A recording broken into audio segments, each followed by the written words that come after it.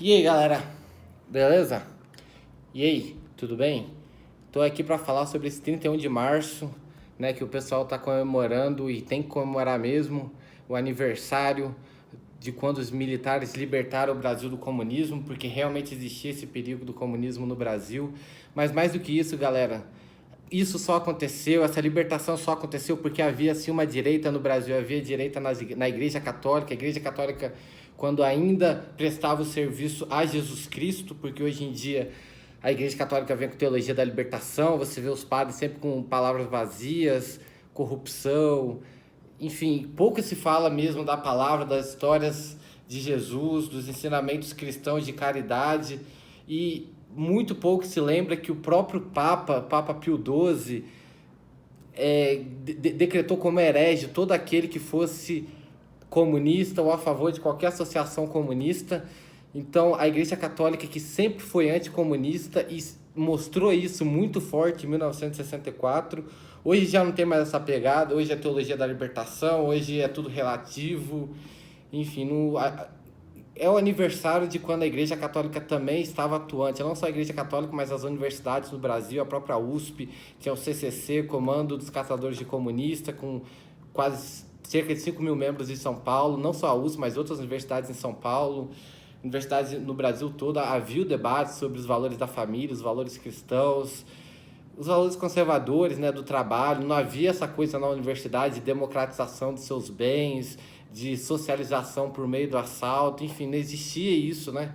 Homem é homem, mulher é mulher, homossexual a gente respeita, o que a gente não gosta é do viadinho. A gente realmente sempre teve bons debates públicos na universidade, sempre teve bons poetas, bons historiadores. O problema é que hoje em dia a gente não tem mais isso nas universidades, a gente vê isso, né? Eu mesmo estudei, aprendi que o Lula e a Dilma eram heróis, né, porque combateram uma ditadura militar, enfim, não se fala o que a esquerda fazia, né, o outro lado, sequestraram embaixadores, bomba em aeroportos, enfim.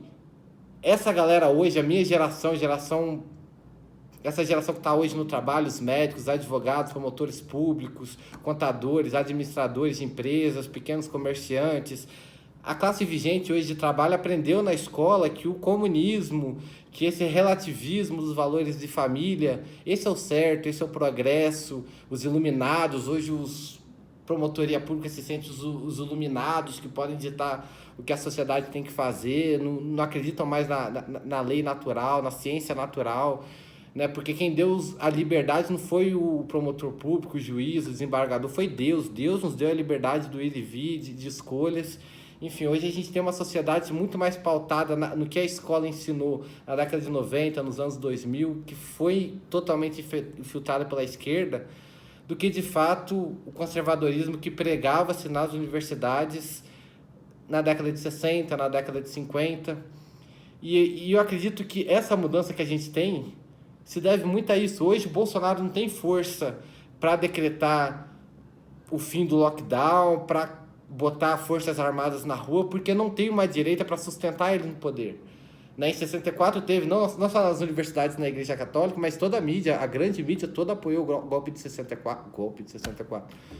Pode ser até um golpe, né? O contra-revolução, como quer que seja chamado, mas a ação dos militares no tocante a tirar o presidente comunista e trazer a liberdade para o povo, né? Então a gente não tem mais isso. E não tem essa força da mídia. Hoje em dia a narrativa é toda de Bolsonaro ditador, autoritário, né? A palavra conservador é vista como pejorativo, como algo retrógrado, né? O doutor de Oxford, se o doutor está falando, o povo acarreta, o deputado que é Vossa Excelência, pois não, Vossa Excelência, pela ordem, Vossa Excelência, o deputado, o senador, mano.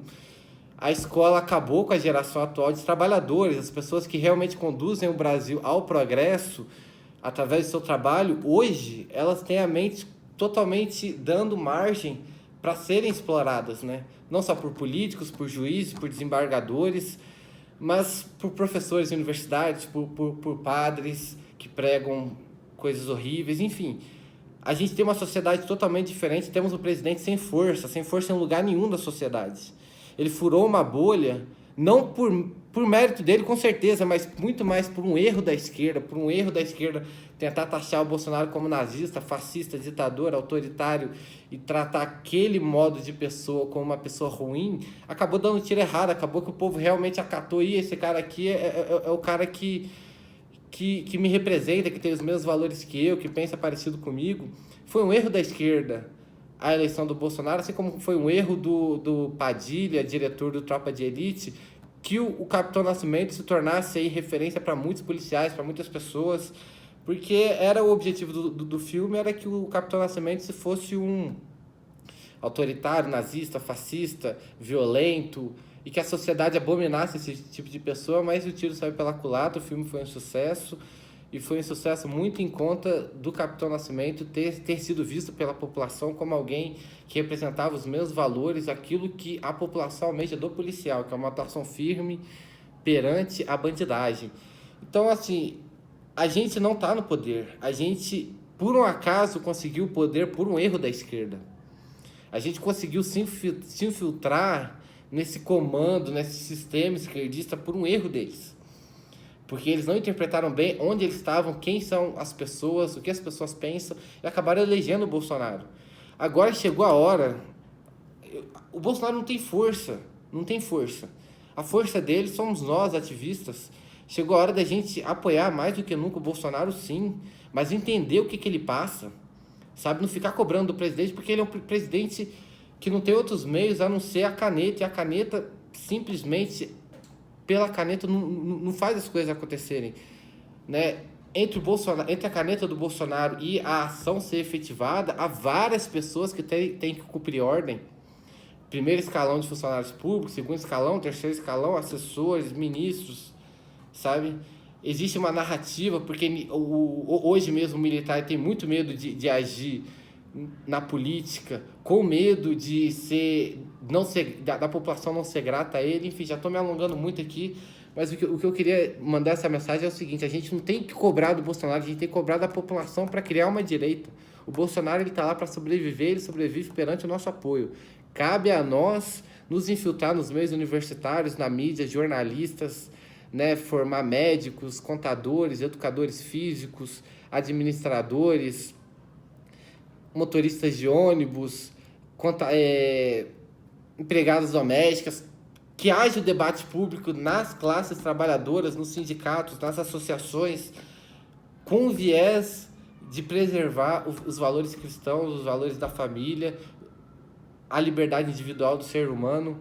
Enfim, se a gente conseguir reeducar uma população que naturalmente é conservadora, né, e os erros esquerdistas demonstraram isso, a gente começa a criar um caminho para que os militares possam realmente dar essa liberdade para a gente, possam ter o respaldo da população para agirem de modo seguro, de modo que não haja ingratidão, porque o que ocorreu foi uma ingratidão após a saída dos militares pelo fato deles terem tomado a narrativa. As pessoas que eram contra os militares simplesmente tomaram a narrativa, né? Tomaram os livros de história, tomaram as mídias, tomaram o jornalismo, tomaram o funcionalismo público, sindicatos, enfim, os livros que eram de ficção, enfim, os professores, e conseguiram fazer essa narrativa se prevalecer. Agora a gente começou a desmistificar isso, a verdade está vindo à tona, e cabe a nós agora darmos força para que haja uma direita, para a recriação